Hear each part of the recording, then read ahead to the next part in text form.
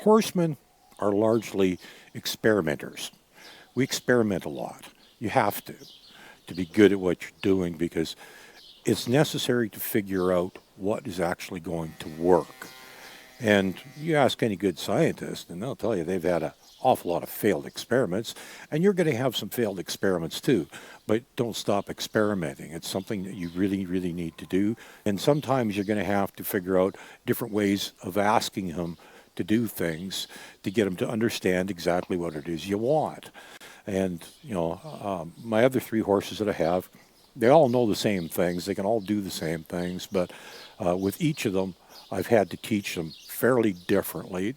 Principles behind what I do is always the same, but there's an awful lot of stuff that we've done with them that we've had to actually teach slightly different because they're different horses, and there's no one right way to do things.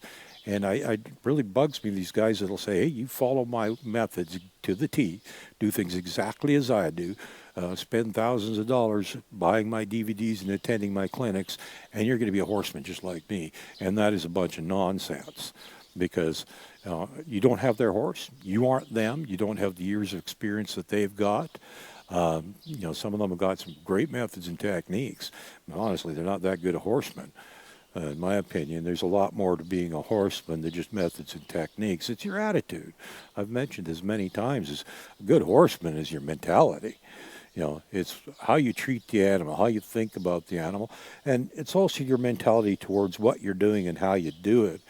You have to, and that's where you go back to being that experimenter.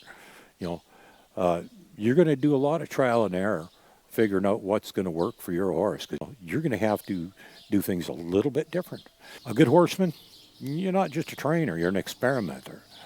And you're going to have some failures in your experiments, guaranteed, but eventually you're going to find something that isn't in a book, that isn't in any video, isn't in any article, and it's going to be something you come up with.